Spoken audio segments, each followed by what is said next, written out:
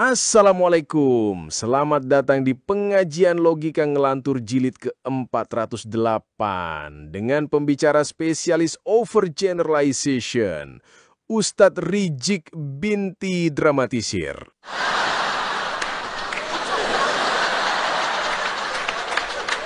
Jadi beliau bilang, andai kata antum sekali waktu beda pendapat dengan kiai, tetap jaga akhlak.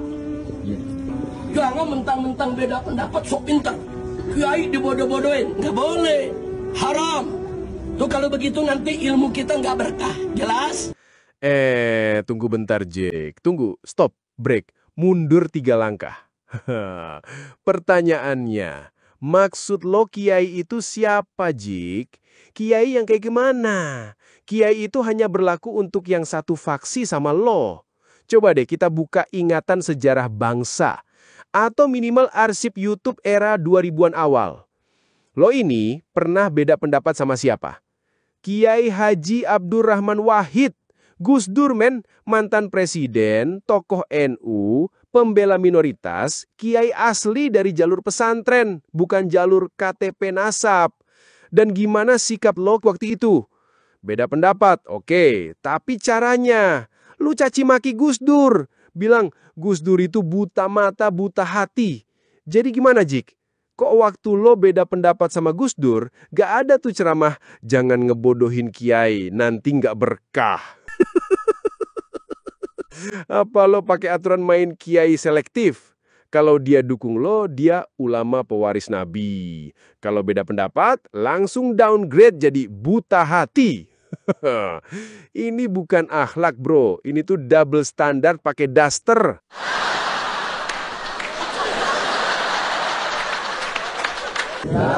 Sekarang kita lihat, Imam Malik, saudara salah satu muridnya Imam Syafi'i.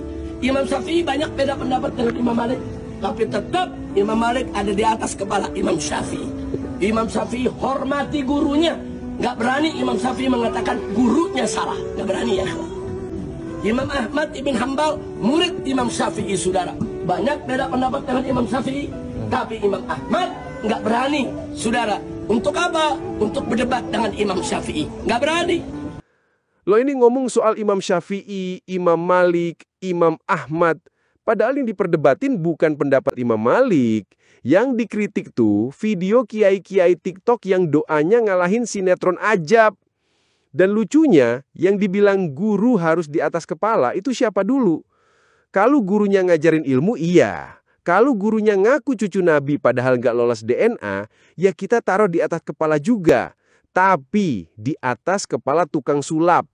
Biar orang bisa lihat, nih loh contoh delusi nasab. Imam Syafi'i hormat sama Imam Malik itu konteksnya ilmu bro. Bukan karena takut nggak dapat endorse ceramah. Bukan juga karena takut dicoret dari daftar alumni pondok. Imam Ahmad beda pendapat sama Imam Syafi'i. Tapi tetap saling hormat. Tapi lu beda pendapat dikit langsung main, itu murid durhaka, haram, nggak berkah. Bro, ini logika feodal dikemas dalam kemasan dakwah karismatik. Tapi dalamnya micin semua.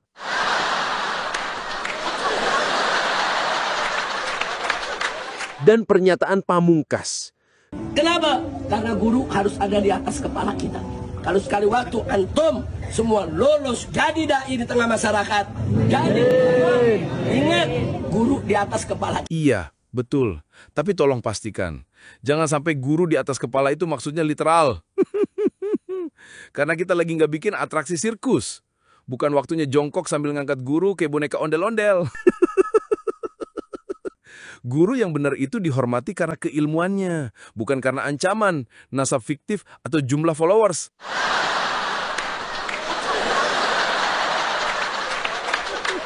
Jadi gini Jik, lu tuh harus bisa bedain mana kritik, mana nggak hormat. Nggak semua kritik ke guru itu suul adab. Nih, gue kasih kuliah gretong buat lo, biar nggak asal ngibrit tiap kali dengar orang ngoreksi ustadz kesayangan lo. Lo tahu Imam Zahabi kan? Itu loh, ulama besar, hafiz hadis level kakap, bukan level hafal kuat di TikTok Syubhat Edition. Nah, Beliau itu murid dari Ibnu Taimiyah. Yes, murid bro. Tapi jangan salah, beliau juga nggak tutup mata kalau gurunya kadang kebablasan. Dan apa yang Imam Zahabi lakukan? Dia kasih nasihat. Bukan nyembah gurunya, bukan juga ngatain yang beda pendapat sebagai gak berkah. Bahkan dia nulis risalah khusus buat gurunya. Bukan risalah endorse, tapi risalah peringatan. Isinya apa? Teguran halus dan tajam agar Ibn Taimiyah stop nyebar paham-paham ekstrim dan tobat dari kebiasaan nyinyirin ulama soleh yang udah wafat. Dan catat nih, Az-Zahabi ngasih kritik tapi tetap dalam adab. Itu baru murid sejati. Bukan yang asal mengaminin semua omongan guru kayak robot nasab auto berkah. Jadi, lo pikirin deh Ji, kalau murid sehebat Az-Zahabi aja berani menasehati gurunya karena sayang sama kebenaran, masa lu langsung nuduh orang su'ul adab cuma karena ngoreksi ceramah lu yang muter kayak benang kusut?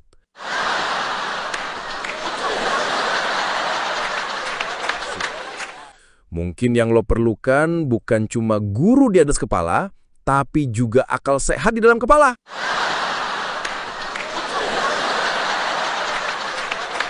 Jadi ingat, hormat sama guru itu penting. Tapi membabi buta membela guru yang tersesat itu bukan hormat. Itu ketipu berjamaah. Apalagi kalau gurunya hobinya ngasih contoh Imam Syafi'i, tapi kelakuannya kayak buzzer nasab digital. Udah gitu, kalau dikritik malah bilang, kalian gak akan berkah. Bro, ini forum diskusi, bukan magic shop tempat jualan jimat berkedok sanat.